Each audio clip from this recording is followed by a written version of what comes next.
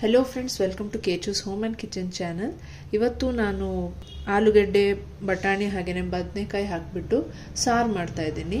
ಇದನ್ನ ಹೇಗೆ ಮಾಡೋದಂತ ನಾನು ಇವಾಗ ತಿಳಿಸ್ತೀನಿ. ಇದು ಮಾಮೂಲಿ ಸಾರನ್ನೇ, ಅಂದರೆ ನಿಮಗೆ ಡೈಲಿ ಏನು ಮಾಡೋದು ಗೊತ್ತಾಗದೇ ಇದ್ದಾಗ ಈ ಥರ ಸ್ವಲ್ಪ ಡಿಫ್ರೆಂಟ್ ಆಗಿನೂ ಮಾಡ್ಕೋಬೋದು. ಸೊ ಇವಾಗ ಸ್ಟಾರ್ಟ್ ಮಾಡೋಣ. ಮೊದಲಿಗೆ ನಾವು ಆಲೂಗಡ್ಡೆ ಹಾಗೆಯೇ ಬಟಾಣಿನ ಬೇಯಿಸೋಕೆ ಇಟ್ಬಿಡೋಣ. ಬದನೆಕಾಯಿ ಇಲ್ಲಿ ನಾನು ಆಮೇಲೆ ಹಾಕ್ಕೊಳ್ತೀನಿ. ಮೊದಲೇ ಬೇಯಿಸೋಕೆ ಹಾಕ್ಬಿಟ್ರೆ ಫುಲ್ ಬೆಂದು ಹೋಗಿಬಿಡುತ್ತೆ. ಇಲ್ಲಿ ನಾನೊಂದು 2 ಬದನೆಕಾಯಿನ ಹೆಚ್ಚಿ ನೀರಲ್ಲಿ ಹಾಕಿ ಇಟ್ಕೊಂಡಿದ್ದೀನಿ. ಇಲ್ಲಿ ಒಂದು ಮೀಡಿಯಮ್ ಸೈಜ್ ಆಲೂಗಡ್ಡೆನ ಕಟ್ ಮಾಡಿ ಇಟ್ಕೊಂಡಿದ್ದೀನಿ. ಇದನ್ನ ಕುಕ್ಕರ್ಗೆ ಹಾಕ್ತೀನಿ. ಹಾಗೆಯೇ ಇಲ್ಲಿ ಹಸಿ ಬಟಾಣಿ ತೊಗೊಂಡಿದ್ದೀನಿ, 1 ಬೌಲ್ ತೊಗೊಂಡಿದ್ದೀನಿ. ಇದಕ್ಕೆ ಒಂದು 1/4 ಟೀ ಸ್ಪೂನ್ ಅರಿಶಿನ ಹಾಕ್ಕೊಳ್ತೀನಿ. ಹಾಗೆಯೇ ಉಪ್ಪು ಸ್ವಲ್ಪ, ಹಾಗೆಯೇ ಸ್ವಲ್ಪ ನೀರು ಹಾಕಿಬಿಟ್ಟು ಬೇಯಿಸೋಕೆ ಇಡ್ತೀನಿ. ಹಸಿ ಬಟಾಣಿ ಆಗಿರೋದ್ರಿಂದ ಬೇಗ ಬೇಯುತ್ತೆ. 2 ವಿಸಿಲ್ ಕೂಗಿಸ್ಕೊಳ್ತೀನಿ ಸಾಕು. ಕುಕ್ಕರ್ ಕೂಗೋಷ್ಟರಲ್ಲಿ ನಾವು ಇವಾಗ ಸ್ವಲ್ಪ ಮಸಾಲೆಗಳನ್ನ ಹುರ್ಕೊಳ್ಳೋಣ. ಮೊದಲಿಗೆ ಪ್ಯಾನ್ ಇಟ್ಕೊಂಡು ಇದಕ್ಕೆ ಸ್ವಲ್ಪ ಎಣ್ಣೆ ಹಾಕ್ಕೊಳ್ತೀನಿ. ಈಗ ಎಣ್ಣೆ ಬಿಸಿಯಾಗಿದೆ. ಇದಕ್ಕೆ ನಾನು 1/4 ಟೀ ಸ್ಪೂನ್ ಮೆಂತೆ ಹಾಕ್ಕೊಳ್ತೀನಿ. ಹಾಗೆಯೇ 1/4 ಟೀ ಸ್ಪೂನ್ ಕಾಳು ಮೆಣಸು, ಅರ್ಧ ಟೀ ಸ್ಪೂನ್ ಜೀರಿಗೆ. ಮೆಂತೆ ಫುಲ್ ಕಪ್ಪಾಗಬಾರ್ದು, ಸ್ವಲ್ಪ ಕೆಂಪಗಾಗೋಷ್ಟರಲ್ಲಿ ಈರುಳ್ಳಿ ಹಾಕ್ಕೊಳ್ಳೋಣ. ಇವಾಗ ಸ್ವಲ್ಪ ಕೆಂಪಗಾಗಿದೆ. ಈರುಳ್ಳಿ ಮುಂಚೆ ನಾನು ಬೆಳ್ಳುಳ್ಳಿ ಹಾಗೆಯೇ ಶುಂಠಿ ಹಾಕ್ಕೊಳ್ತೀನಿ. ಅರ್ಧ ಇಂಚ್ ಶುಂಠಿ ಇದೆ. ಹಾಗೆಯೇ ಬೆಳ್ಳುಳ್ಳಿ 1 ಫುಲ್ ಹಾಕ್ಕೊಂಡಿದ್ದೀನಿ. ಮೆಂತೆ ಸ್ವಲ್ಪ ಕೆಂಪಗಾಗಬೇಕಷ್ಟೇ, ಜಾಸ್ತಿ ಬ್ರೌನ್ ಆದರೆ ಸಾರಲ್ಲಿ ಒಂಥರ ಕಹಿ ಫ್ಲೇವರ್ ಬರುತ್ತೆ. ಹಾಗಾಗಿ ಲೋ ಫ್ಲೇಮಲ್ಲಿ ಇಟ್ಕೊಂಡೇ ನೀವು ಮೆಂತ್ಯ ಎಲ್ಲ ಸ್ವಲ್ಪ ಎಣ್ಣೆ ಬಿಸಿಯಾದ ತಕ್ಷಣ ಹಾಕ್ಕೊಳ್ಬೇಕು. ಈಗ ಈರುಳ್ಳಿನೂ ಹಾಕ್ಕೊಳ್ತೀನಿ. ಒಂದು ದಪ್ಪ ಈರುಳ್ಳಿನ ಹೀಗೆ ಹೆಚ್ಚಿಟ್ಕೊಂಡು ಹಾಕ್ಕೊಳ್ತಾ ಇದ್ದೀನಿ. ಈರುಳ್ಳಿನ ಈಗ ಬಾಡಿಸ್ಕೊಳ್ಳೋಣ ಚೆನ್ನಾಗಿ. ಕರಿಬೇವು ಸೊಪ್ಪು ಹಾಕ್ಕೊಳ್ತೀನಿ ಇದ್ರ ಜೊತೆ ಸ್ವಲ್ಪ ಜಾಸ್ತಿನೇ ಹಾಕ್ಕೊಂಡ್ರೆ ಫ್ಲೇವರ್ ಚೆನ್ನಾಗಿರುತ್ತೆ. ಇದನ್ನು ಎಣ್ಣೆಲಿ ಚೆನ್ನಾಗಿ ಫ್ರೈ ಮಾಡೋಣ ಈರುಳ್ಳಿ ಜೊತೆನೆ. ಇಲ್ಲಿ 2 ವಿಸಿಲ್ ಆಗಿದೆ. ಈಗ ನಾನು ಇದಕ್ಕೆ ಬದನೆಕಾಯಿ ಹಾಕ್ಕೊಳ್ತೀನಿ. ಬದನೆಕಾಯಿ ಹಾಕೋಬಿಟ್ಟು ಆಮೇಲೆ ಕೂಗಿಸ್ಕೊಳ್ಳಲ್ಲ, ಆಲೂಗಡ್ಡೆ ಬಟಾಣಿ ಜೊತೆನೇ ಸ್ವಲ್ಪ ಬೇಯಿಸ್ಕೊಳ್ತೀನಿ.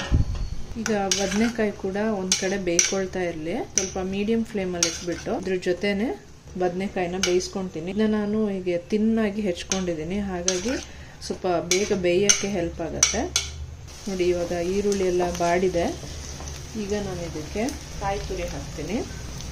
1 ಕಪ್ ಕಾಯಿ ತುರಿ ಹಾಕ್ಕೊಳ್ತಾ ಇದ್ದೀನಿ.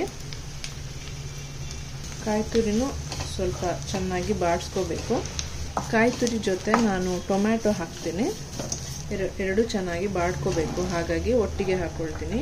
ಟೊಮ್ಯಾಟೊ ಇಲ್ಲಿ ಮೀಡಿಯಂ ಸೈಜ್ 3 ಟೊಮ್ಯಾಟೊನ ಹೆಚ್ಚಿ ಹಾಕ್ಕೊಳ್ತಾ ಇದ್ದೀನಿ. ಈಗ ಟೊಮ್ಯಾಟೊ ಮೇಯ್ನಾಗಿ ಸಾಫ್ಟ್ ಆಗಬೇಕು.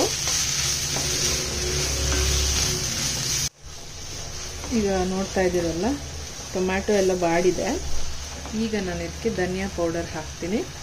1 ಟೇಬಲ್ ಸ್ಪೂನ್ ಧನಿಯಾ ಪೌಡರ್, ಒಂದು ಅರ್ಧ ಎಕ್ಸ್ಟ್ರಾ ಹಾಕ್ತೀನಿ. ಹಾಗೆಯೇ ಖಾರದ ಪುಡಿ, ಖಾರ ನೋಡಿಕೊಂಡು ಎಷ್ಟು ಬೇಕು ಅಷ್ಟು ಹಾಕ್ಕೊಳ್ಳಿ. ಆಲ್ಮೋಸ್ಟ್ 1 ಟೇಬಲ್ ಸ್ಪೂನ್ ಹಾಕಿದ್ದೀನಿ. ಹಾಗೆ ಮಿಕ್ಸ್ ಮಾಡಿಬಿಟ್ಟು ಆಫ್ ಮಾಡ್ಕೊಳ್ತೀನಿ. ಈಗ ಆರ್ಕೊಂಡಿರೋ ಮಸಾಲನ ಜಾರ್ಗೆ ಹಾಕ್ಕೊಳ್ತೀನಿ. ಹಾಗೆಯೇ ಸ್ವಲ್ಪ ನೀರು ಹಾಕಿಬಿಟ್ಟು ನುಣ್ಣಗೆ ರುಬ್ಕೋಬೇಕು. ಈಗ ರುಬ್ಬಿಟ್ಕೊಂಡಿರೋ ಮಸಾಲನ ಪ್ಯಾನ್ಗೆ ಹಾಕ್ಕೊಳ್ತಾ ಇದ್ದೀನಿ. ಈಗ ಎಷ್ಟು ತೆಳ್ಳಬೇಕು ಅಷ್ಟು ನೋಡಿಕೊಂಡು ನೀರು ಹಾಕ್ಕೊಳ್ತೀನಿ. ಕನ್ಸಿಸ್ಟೆನ್ಸಿ ಎಷ್ಟು ಬೇಕಾಗುತ್ತೆ ಅಷ್ಟು.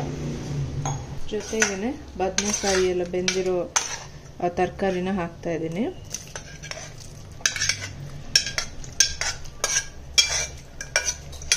ಇದನ್ನ ನೀವು ಗ್ರೇವಿ ಥರನೂ ಮಾಡ್ಕೋಬೋದು. ಅಂದರೆ ಚಪಾತಿ, ರೊಟ್ಟಿ ಏನಾದರೂ ಇದ್ದರೆ ಬ್ರೇಕ್ಫಾಸ್ಟಿಗೆ ನೀವು ಗ್ರೇವಿ ಥರ ಮಾಡ್ಕೋಬೋದು, ಅಥವಾ ಬಿಸಿ ಅನ್ನ ಕೂಡ ಚೆನ್ನಾಗಿರುತ್ತೆ, ಅಥವಾ ತೆಳ್ಳಗೆ ಸಾರು ಥರ ಕೂಡ ಮಾಡ್ಕೋಬೋದು. ಇವಾಗ ಉಪ್ಪು ಹಾಕ್ಕೊಳ್ತೀನಿ. ಈಗ ಉಪ್ಪು ಹಾಕಿದ್ದೀನಿ. ಇದು ಇವಾಗ ಚೆನ್ನಾಗಿ ಕುದೀಲಿ. ಹಸಿ ಸ್ಮೆಲ್ಲೆಲ್ಲ ಹೋಗಬೇಕು ಮಸಾಲದು. ತರಕಾರಿ ಆಲ್ರೆಡಿ ಎಲ್ಲ ಬೆಂದಿದೆ, ಮಸಾಲ ಸ್ವಲ್ಪ ಚೆನ್ನಾಗಿ ಕುದಿಬೇಕು.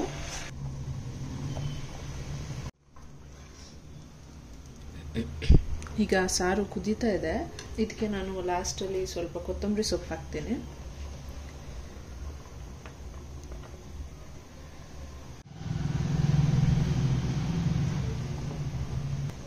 ಹಾಗೆಯೇ ಸ್ವಲ್ಪ ಒಗ್ಗರಣೆ ಹಾಕ್ಕೊಳ್ಳೋಣ.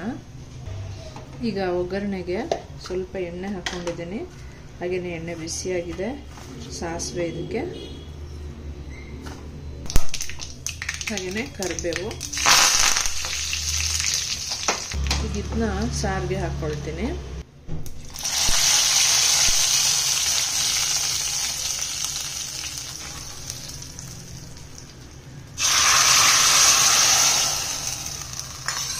ಈಗ ಆಲೂಗಡ್ಡೆ ಬಟಾಣಿ ಬದನೆಕಾಯಿ ಸಾರು ರೆಡಿಯಾಗಿದೆ. ನೀವು ಟ್ರೈ ಮಾಡಿಬಿಟ್ಟು ಹೇಗಿತ್ತು ಅಂತ ತಿಳಿಸಿ. ಇದು ಪೂರಿ ಅಥವಾ ಚಪಾತಿ ಎಲ್ಲ ಇದ್ದರೆ ಇನ್ನೊಂದು ಸ್ವಲ್ಪ ಗಟ್ಟಿಯಾಗಿ ಗ್ರೇವಿ ಥರ ಮಾಡಿಕೊಂಡ್ರೆ ಇನ್ನೂ ಸಖತ್ತಾಗಿರುತ್ತೆ. ನಿಮಗೆ ಈ ವಿಡಿಯೋ ಇಷ್ಟ ಆಗಿದ್ದರೆ ಲೈಕ್ ಮಾಡಿ, ಶೇರ್ ಮಾಡಿ, ಚಾನಲ್ನ ಸಬ್ಸ್ಕ್ರೈಬ್ ಮಾಡಿ.